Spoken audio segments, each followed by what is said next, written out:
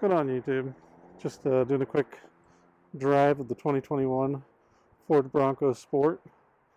This is the Big Bend edition with the three-cylinder engine. Due to COVID, we're kind of restricted in terms of some of the things that we can do. Obviously, I'm not a channel that's going to be able to get like a loaner car or something like that at this point in time, but figured I'd still give you guys a quick review of my impressions on the road. The Bronco Sport. So just a quick walk around. I actually really enjoy the color, and I was talking to him on the drive that this really reminds me of the Land Rover Freelander from back in the day, which I actually owned one, and it was a really nice, good utility vehicle. So as you can kind of see here, I'm going to start in the cargo space. This particular one, I don't know if they're all like this, but obviously you have kind of the hard cargo mat on the backside, gives you plenty of support. You got little hooks and stuff, so if you had groceries or anything else that you need to kind of drop in the carabiner. 12 volt, and then you've got a lighting feature you can kind of click on and off here. It triggers lights that come on and off on the tailgate, and the window itself opens. Coming around to the inside, and we'll start at the back first. Give you a nice little view. So, you know, the interior is very much what I'd call like rustic, right? So, I mean, it's true Bronco styling. If you're looking for something that's a little bit more of the mall crawler and fancy and not utilitarian, then this might not float your boat. But frankly, I'm right at about just under, right at 6 feet. I mean, I can sit back here comfortably. This chair was in my driving position, so I know that I'm okay. You got some pockets here that zip up. This is really firm too, so I feel pretty good about it in terms of, industriousness and being able to hang stuff off the back and do things of that nature. Power windows and place to put a drink if you needed to. But the back seat's pretty straightforward, right? Some charging ports, some vents, everything you would expect. But I'd certainly say two people, two adults in the back seat could comfortably hang out back here for a long drive. Not much concern, obviously, moonroof. So let's go ahead and move this up to the front seat. All right, so we got push button start up in the front. Go ahead and start. You get to check out the kind of the loading times and screen. Jar. Had a little bit of time to play around with this. It does seem fairly responsive. So, if I were to click onto anything, reaction times are pretty quick. So, certainly not bad. When you look at the vents and such, kind of an interesting design, right? Like, you got the knobs you can turn. It's rubbery. Again, utilitarian. I do actually I've always been a fan of like cubby holes and things where you can take advantage of bed space. You got that here as well as the wireless charging. Knob for kind of your shifting, and then electric brake and your different drive modes. So I don't know if it'll register because I got the hood open, but if I change the drive modes, you can see that there. So overall, people say, I mean, the whole point of these videos is just to give an impression, and since I'm not going to own one of these, although I might buy the big Bronco when it comes out, I actually would tell you that this isn't a bad car. Like, I don't know. Originally, when I saw the ads for the Bronco Sport, I kind of thought to myself, like, is that really going to sell well? But I don't know. The feeling, the look, the feel of all the parts, even though it's kind of a plastic rubbery feel, I actually think it really just fits with the look and feel of this particular car.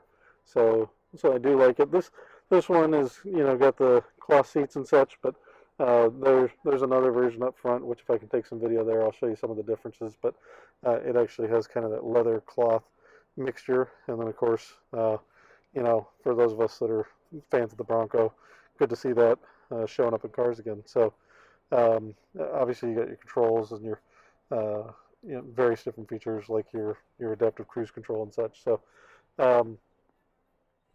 I would actually rank this pretty good for what it is. I think if you're somebody who's in this particular in market for this type of vehicle, it's pretty good. Now, downsides, I always feel like you got to talk about downsides. There's nothing perfect, and so it helps to kind of get people thinking about like, hey, is that something I can live with?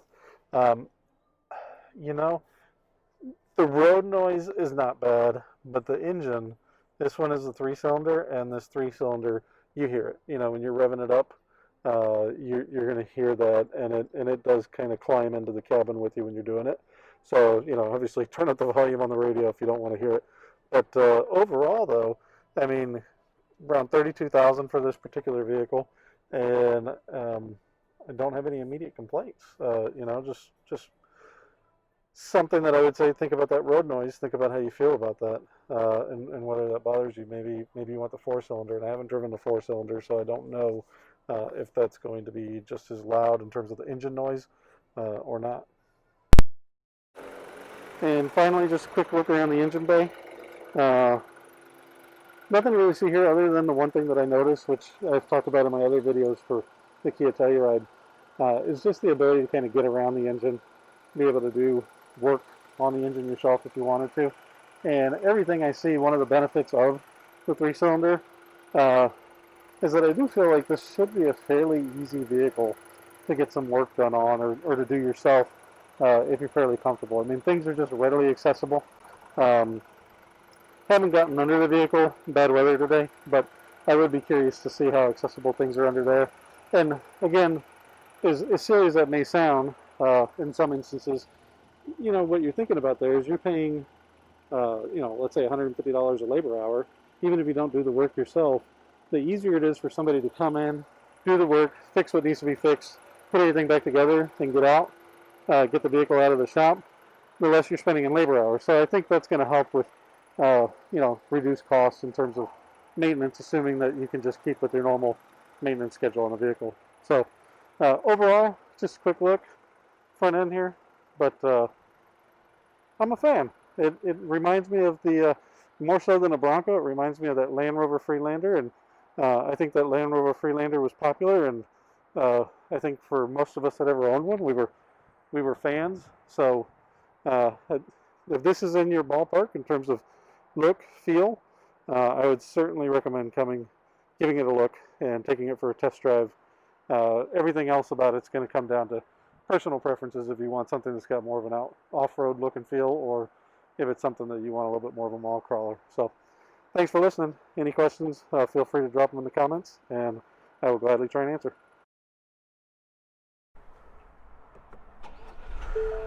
So switching over to an Outer Banks edition, I wanted to just give you guys an idea of what the some of the minor differences are here.